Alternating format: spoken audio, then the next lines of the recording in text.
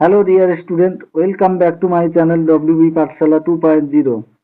আজকে প্রাচীন ভারতের ইতিহাস রচনার উৎস নিয়ে আলোচনা করব।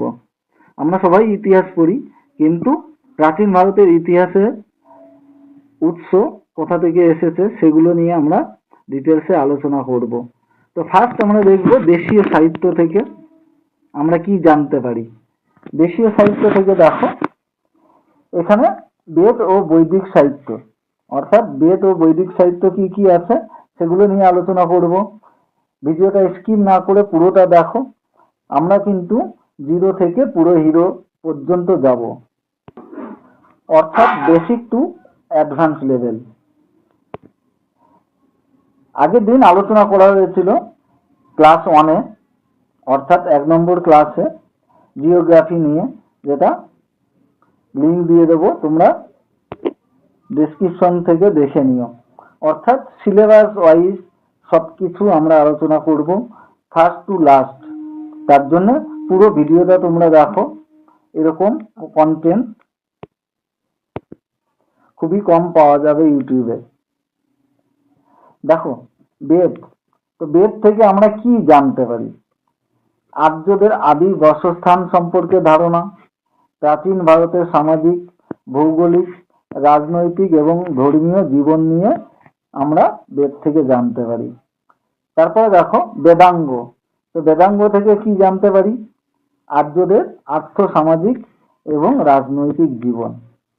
এগুলো প্রাচীন ভারতের ইতিহাস রচনার ক্ষেত্রে একটা গুরুত্বপূর্ণ বিষয়। এগুলো না থাকলে আমরা জানতেই পারতাম না যে প্রাচীন ভারতে কি ধরনের জীবনযাত্রা চলতো। তৃতীয় দেখো পুরাণ, তো প্রধান পুরাণের সংখ্যা কয়টি? 18টি। পরবর্তী বৈদিক যুগের আর্থসামাজিক অর্থনৈতিক অবস্থার কথা আমরা পুরাণ থেকে জানা যায়। নেক্সট দেখো মহাকাব্য, তো মহাকাব্য আমাদের কি কি আছে? 1 আছে রামায়ণ, 2 আছে মহাভারত। তো রামায়ণটা সংস্কৃত ভাষায় কে রচনা করেছিল? বাল্মীকি। তারপরে দেখো মহাভারত সংস্কৃত ভাষায় ব্যাসদেব রচনা করে। তো রামায়ণ এবং মহাভারত থেকে আমরা কি জানতে পারি? প্রাচীন ভারতের রাজনৈতিক, সামাজিক, ভৌগোলিক অবস্থান সম্পর্কে জানতে পারি। তারপরে দেখো ত্রিপিটক, তোমরা সবাই জানো ত্রিপিটক কিন্তু পালি ভাষায় রচিত, বৌদ্ধদের প্রধান ধর্মগ্রন্থ। এর অন্তর্গত অঙ্গুর নিকায় থেকে মহাজন পদগুলির নাম জানা যায়। ত্রিপিটক থেকে আমরা কি জানতে পারি? মহাজন পদের নাম, অবস্থান এবং রাজনৈতিক গঠন জানা যায়। জাতক, এটি মূলত গৌতম বুদ্ধের পূর্বজন্মের কাহিনী। তো গৌতম বুদ্ধের পূর্বজন্মের কাহিনী আমরা কোথা থেকে জানতে পারি? জাতক থেকে। এটি থেকে প্রাচীন ভারতের সামাজিক অবস্থার পরিচয় পাওয়া যায়। মাথায় রেখো, জাতক থেকে আমরা গৌতম বুদ্ধের পূর্বজন্মের কাহিনী জানতে পারি। সিংহলী বৌদ্ধ সাহিত্য, দীপবংশ, মহাবংশ হলো প্রধান দুটি গ্রন্থ। এগুলি থেকে গৌতম বুদ্ধের জীবনী, মৌর্য শাসনাধীন ভারতের ইতিহাস জানা যায়। তারপরে দেখো মিলিন্দ পঞ্চহ, এই কোশ্চেনটা বারবার কিন্তু এক্সামে আসে। গ্রিক ব্যাকট্রীয় শাসকদের রাজনৈতিক ইতিহাস, সাম্রাজ্যের বিস্তৃত সম্পর্কে জানা যায়। অর্থাৎ মিলিন্দ পঞ্চহ থেকে কি জানা যায়? গ্রিক ব্যাকট্রীয় শাসকদের রাজনৈতিক ইতিহাস এবং সাম্রাজ্যের বিস্তৃতি সম্পর্কে জানা যায়। তারপর দেখো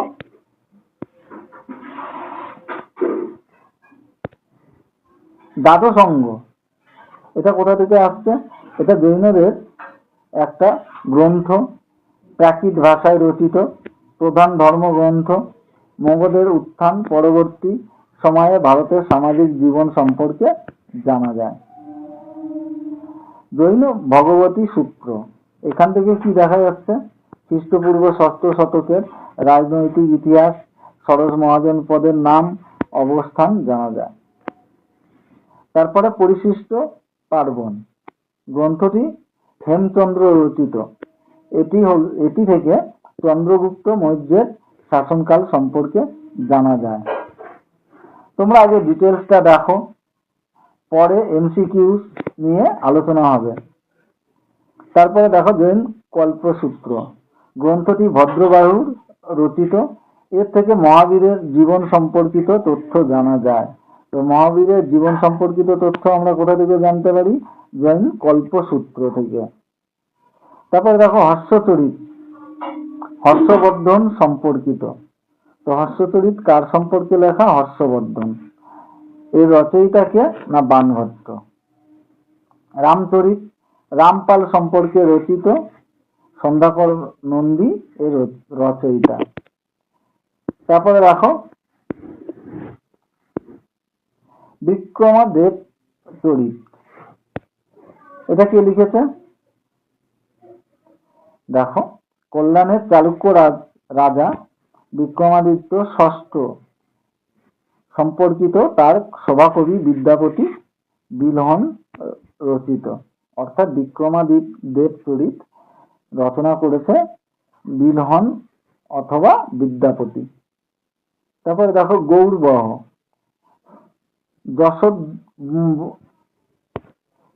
যশোধর্মনের গৌড় বিজয় বাক্পতিরাজ রচিত। এটা প্রায়শই আসে, পিএসসির বেশ কিছু এক্সামে এসেছে। নেক্সট আমরা দেখব কোন গ্রন্থের রচয়িতা কে। এখানে দেখো অর্থশাস্ত্র, চাণক্য, বুদ্ধচরিত, বজ্রসূচি, সূত্রালঙ্কার, এগুলো রচয়িতা অশ্বঘোষ। চরক সংহিতা চরকের লেখা। শত সহস্রিকা, প্রজ্ঞাপারমিতা, মধ্যমিকা, এগুলি কিন্তু নাগার্জুনের লেখা। সুশ্রুত সংহিতা, এটা কিন্তু সুশ্রুতের লেখা। কামসূত্র, এই কোশ্চেনটা খুবই ইম্পর্টেন্ট, বাদশাহের লেখা। মুদ্রা রাক্ষস দেবী চন্দ্রগুপ্তম বিশাখ দত্তের লেখা। শব্দকোষ অমর সিংহের লেখা। কথা শরীয়ত সাগর সোমদেবের লেখা। সিদ্ধান্ত শিরোমণি ভাস্কর আচার্যের লেখা। নেক্সট দেখো কিরাত অর্জুনীয় ভারবীর লেখা। পঞ্চতন্ত্র বিষ্ণু শর্মার লেখা। সূর্য সিদ্ধান্ত আর্যভট্টের লেখা। বৃহৎ সংহিতা পঞ্চম শ্রীমন্তিকা বরাহমিহিরের লেখা। কীটস কুমার চরিত দন্ডির লেখা। মত্তবিলাস প্রহসন মহেন্দ্র বর্মনের লেখা। আয়ুর্বেদ দীপিকা, এটা কিন্তু চক্রপাণি দত্তের লেখা। দান সাগর, অদ্ভুত সাগর এবং দয়ার সাগর, এগুলো সবগুলোই কিন্তু বল্লাল সেনের লেখা। রামচরিত মানস, এটা তুলসী দাসের লেখা। তারপরে দেখো চন্দ্রচূড় চরিত উমাপতি ধর। গীত গোবিন্দ জয়দেব। বৃহৎ কথা গুণাঢ্য। রাজনীতি শুক্রাচার্যের লেখা। নীতিসার কামান্ডক। দায়ভাগ জিমৃত বাহন। মিলিন্দ পঞ্চহ, যেটা আমরা আলোচনা করছিলাম, গ্রিক ব্যাক্টেরীয় শাসকদের সম্পর্কে জানা যায়, সেটা হলো নাগসেনের লেখা। মহাভাষ্য পতঞ্জলির লেখা। তারপরে দেখো রত্নাবলী প্রিয়দর্শিকা নাগানন্দ, এটা পুরোটাই হর্ষবর্ধন। অষ্টাধ্যায়ী পাণিনি। অভিজ্ঞান শকুন্তলম কালিদাস। নাট্যশাস্ত্র ভারতমণি এবং স্বপ্ন বাসব দত্তা ব্যাসের লেখা। তারপর আমরা দেখব বিদেশি সাহিত্য কি কি আছে, যেগুলি ভারতীয় ইতিহাস রচনার ক্ষেত্রে গুরুত্বপূর্ণ ভূমিকা নিয়েছে। তো হেরোডোটাসের লেখা, ইতিহাসের জনক কিন্তু আমরা হেরোডোটাসকেই বলি, এবং রোমান লেখক টেসিয়াস। ভারতে পারসিক আক্রমণের বিষয়ে তথ্য পাওয়া যায়। তাহলে পারস্য বার্ষিক আক্রমণ হয়েছিল সেটা আমরা জানবো কোথা থেকে, হেরোডোটাসের এবং টেসিয়াসের লেখা থেকে। তো টেসিয়াস কোন দেশের লেখক ছিলেন? রোমান। আর এদিকে দেখতে গেলে তোমার হেরোডোটাস ইতিহাসের জনক ছিল, যারা গ্রিক বা গ্রিস থেকে এসেছিল। তারপরে দেখো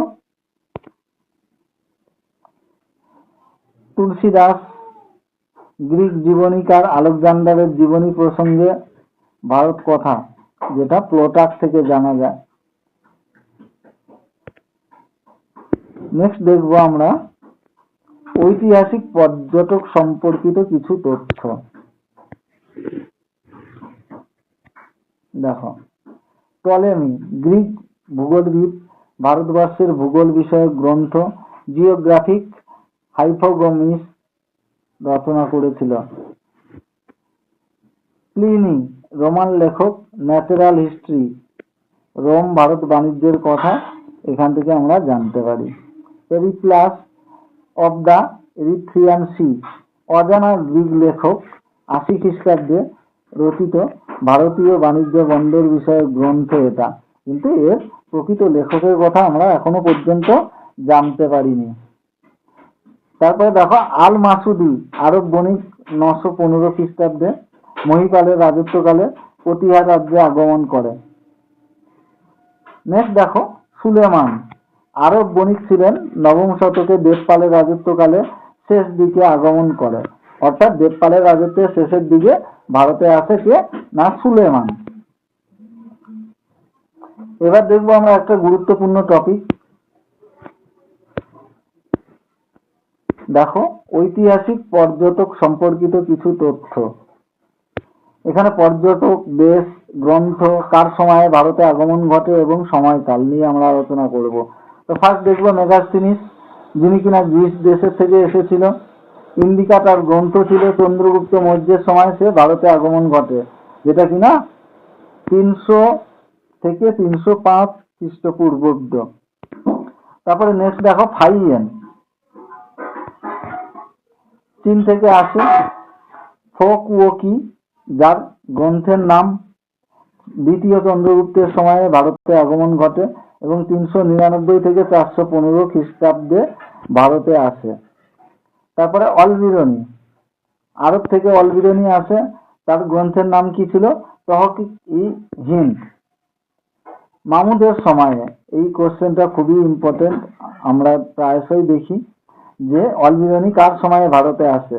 তো মামুদের সময়ে ভারতে আসে, 1017 থেকে 1025 খ্রিস্টাব্দের মধ্যে ভারতে আসে। হিউয়েন সাং, চীন ছিল তার বাসস্থান। সি ইউকি, তার গ্রন্থের নাম। হর্ষবর্ধনের সময়ে ভারতে আগমন ঘটে এবং সেটা ছিল 629 থেকে 645 খ্রিস্টাব্দ পর্যন্ত। ইবন বতুতা, আফ্রিকার মরক্কো থেকে ইবন বতুতা আসে। কিতাব উল রেহলা, তার গ্রন্থের নাম। মোহাম্মদ বিন তুগলকের আমলে ভারতে আসে। এখানে একটা জিনিস দেখো, আমরা কিন্তু ইতিহাসে মোহাম্মদ বিন তুগলককে পাগলা রাজা হিসাবে জানি, কেননা তার বেশ কিছু পদক্ষেপ যেগুলো কিন্তু বিবেচ্য ছিল না, যার জন্য আমরা ইতিহাসের পাগলা রাজা বলতে মোহাম্মদ বিন তুগলককেই বুঝি। এখানে দেখো 1333 থেকে 1342 খ্রিস্টাব্দ সময়কালে কিন্তু ইবন বতুতা ভারতে আসে। নেক্সট দেখো প্রত্নতাত্ত্বিক উপাদান। ভারতের ইতিহাস রচনার ক্ষেত্রে এটাও একটা গুরুত্বপূর্ণ উপাদান। শুধু সাহিত্য রচনা এবং বিদেশি পর্যটকদের বা গ্রন্থ থেকে আমরা যেটুকু জানতে পারি, তার মধ্যে থেকেও আমাদের প্রত্নতাত্ত্বিক উপাদান বা লিপি বা লেখ যেটা আমরা বলি, এগুলো কিন্তু প্রাচীন ভারতের ইতিহাস রচনার ক্ষেত্রে খুবই গুরুত্বপূর্ণ। এখানে দেখো সহস্র লিপি, এটা কিন্তু ভারতের প্রাচীনতম লিপি ছিল। এটা থেকে আমরা কি জানতে পারি? ভারতের সঙ্গে আর্য সম্পর্কিত প্রাচীনতম বৈদেশিক লেখটি হলো এশিয়া মাইনর প্রাপ্ত বকজকই লিপি। তো প্রাচীনতম লিপি কি ছিল? বকজকই লিপি। ইরানের নকশ ই ব্রজম শিলালিপিতে প্রথম হিন্দুস্তান শব্দের উল্লেখ পাওয়া যায়।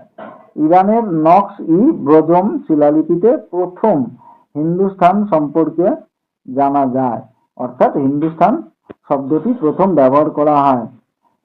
আরো একটা দেখো, অশোকের লেখগুলির প্রথম পাঠোদ্ধার করেন এশিয়াটিক সোসাইটির সদস্য জেমস প্রিন্সেপ। এখানে তোমরা একটা হোমওয়ার্ক দিচ্ছি, দেখে নাও যে অশোকের যে শিলালিপি পাঠোদ্ধার করেছিল জেমস প্রিন্সেপ, তো অশোকের শিলালিপিটা অ্যাকচুয়ালি কোন ভাষায় লেখা ছিল,